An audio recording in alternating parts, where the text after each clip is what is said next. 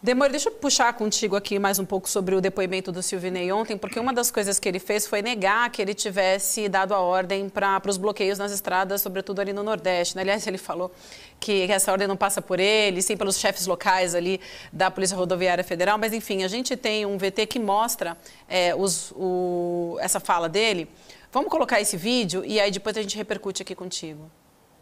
Esse rito de atuação pelo Brasil inteiro não constava, por exemplo, outras regiões, apenas a região Nordeste brasileiro. Senador, eu vou sugerir à senhora, se me permitir, que faça pedido lá à PRF para ela explicar, porque essa operação Trânsito Livre não passou lá pelo meu gabinete. Transporte seguro. Tá? Transporte seguro.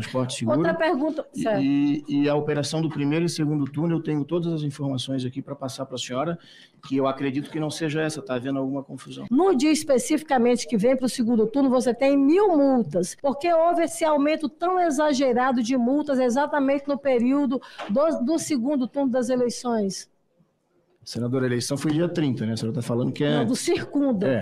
Aí, se alguém aplicou a multa, é o policial lá na estrada. Acho que a gente tem que pegar essa informação, saber por que ele aplicou. Se ele aplicou erroneamente, ele vai ter que responder. E um policial não pode fazer uma multa se o cidadão não estava errado. E, por outro lado, se ele não fizer, ele está prevaricando. É crime, né?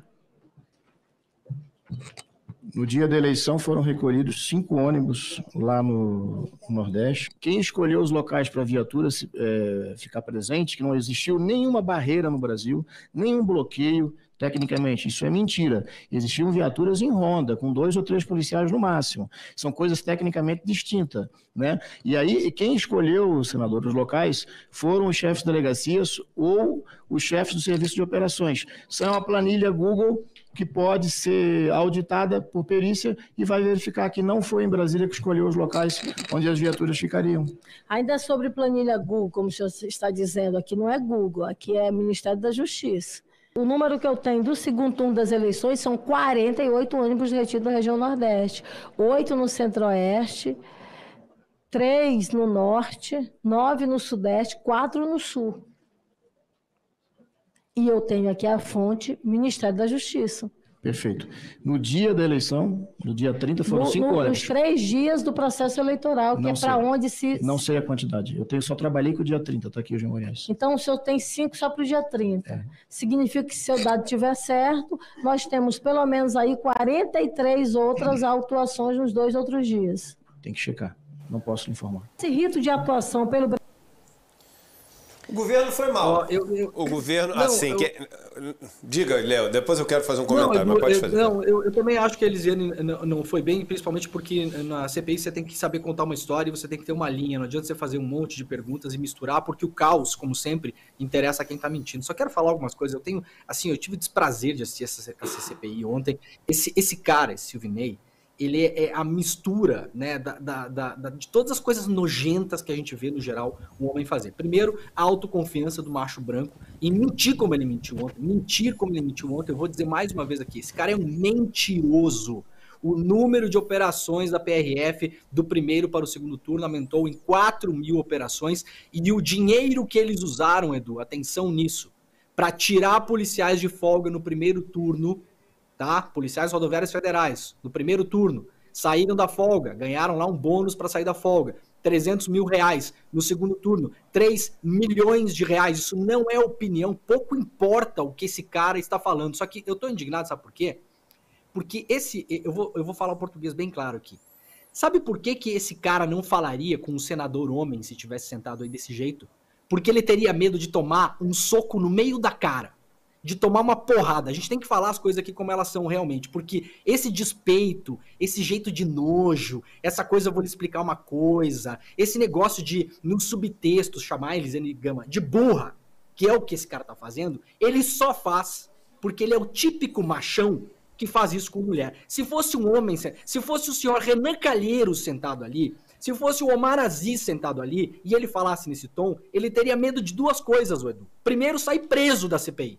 Que é o que esse cara deveria ter sido feito com ele ontem. Sair preso da CPI e teve o presidente da CPI defendendo esse cara ontem. E segundo, teria medo de tomar uma porrada no meio da cara ao falar desse jeito com o homem. Eu duvido que esse machão de peitinho inflado e de terninho apertado, que estava sentado ontem, com essa autoconfiança típica do mentiroso, falaria do jeito que ele falou se tivesse um homem sentado no lugar da Elisiane. Me desculpa, porque eu já tive o desprazer de ter que ver esse cidadão ontem.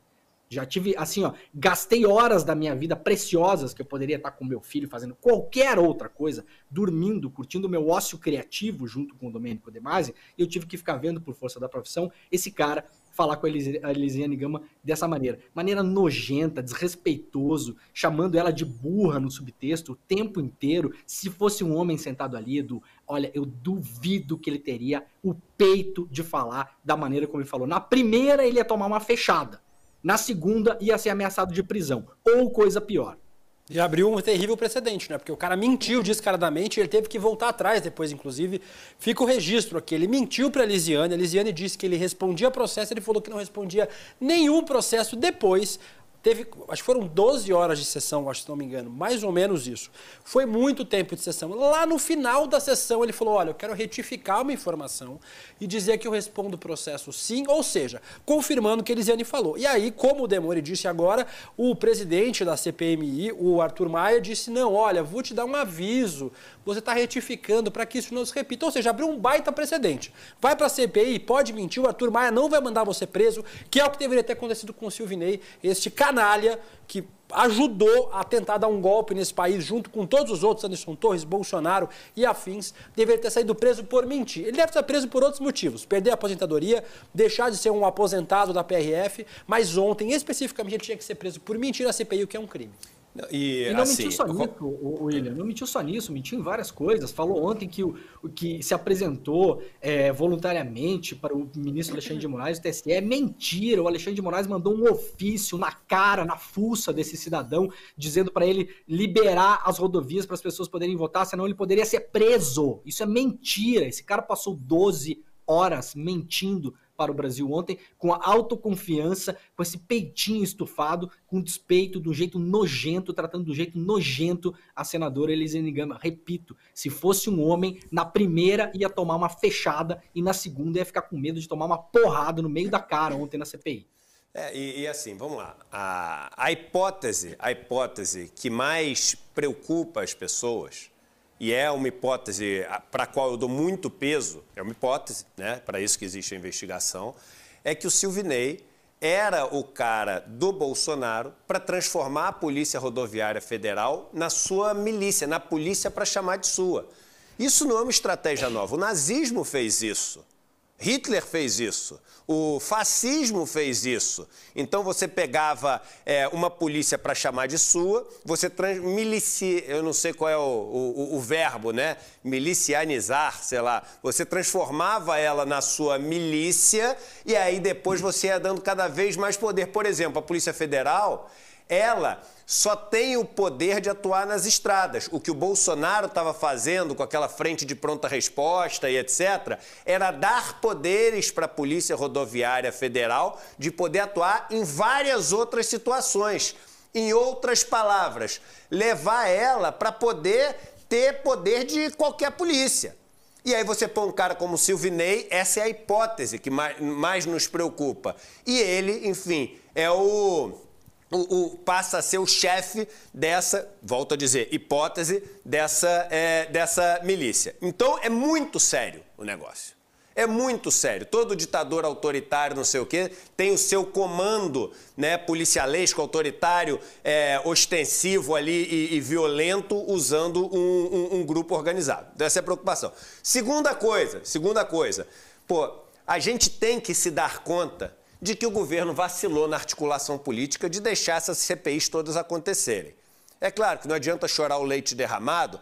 Pô, o governo tinha acabado de ser eleito, entendeu? É um momento onde você tem ali popularidade por ter o apoio das urnas. Ah, mas foi por pouco. Mas você acabou de ser eleito. Todo mundo está querendo ter a sua boa vontade, porque o pessoal quer verba, o pessoal quer espaço nos ministérios. Você ainda não entregou nada. O governo não podia, no começo desse governo, na minha opinião, ter deixado todas essas CPIs acontecerem. Bolsonaro conseguiu segurar um monte de CPI, entendeu? E essas CPIs, elas vão ser difíceis para o governo. Todas elas vão ser difíceis para o governo. E o terceiro ponto é o seguinte, para a gente ter na cabeça que muita gente pensa, Bolsonaro, vamos chamar o Bolsonaro logo. Vamos chamar o general Heleno logo. Não é só chamar logo, a gente fica com vontade, como se o dia que a pessoa for lá, pô, beleza, ferrou porque a gente vai desmascarar eles. Não é assim. Tem que ter estratégia, tem que estar bem preparado, tem que fazer o dever de casa do que a pessoa vai responder ali para você poder, enfim, tá na hora ali com bate-pronto. Na CPI da Covid, a turma estava muito bem preparada, na minha opinião. Estava muito bem preparada. Tinha um monte de resposta ali na ponta da língua.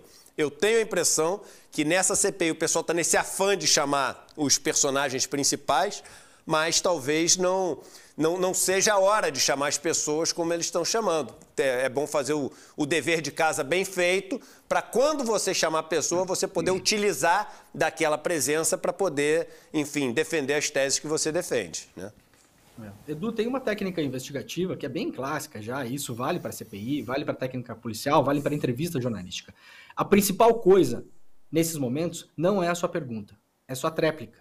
Então, eu vou dar uma humilde sugestão aqui para Elisiane Gama e para todos os outros senadores.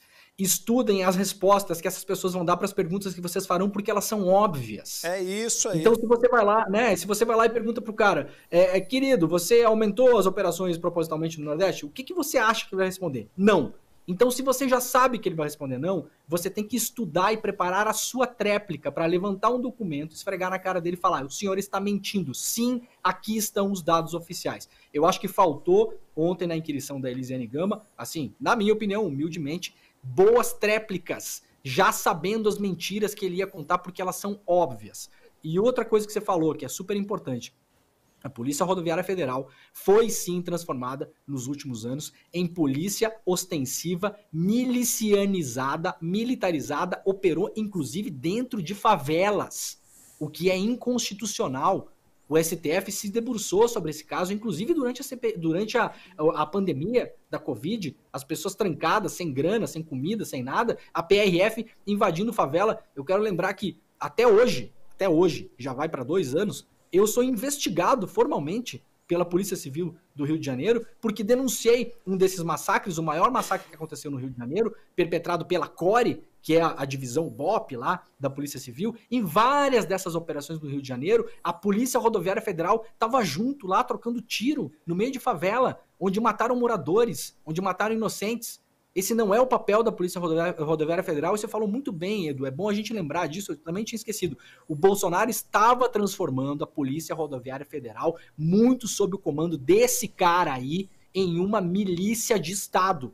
Isso a gente não pode esquecer. O pastor Henrique Vieira, aliás, falou ontem, trouxe os números, né? A letalidade policial da PRF aumentou muito nos últimos anos. A PRF parou de ser vista como aquela polícia de estradas para virar uma polícia assassina. Isso é um dado. Os dados de mortes da PRF estão aí para quem quiser ver.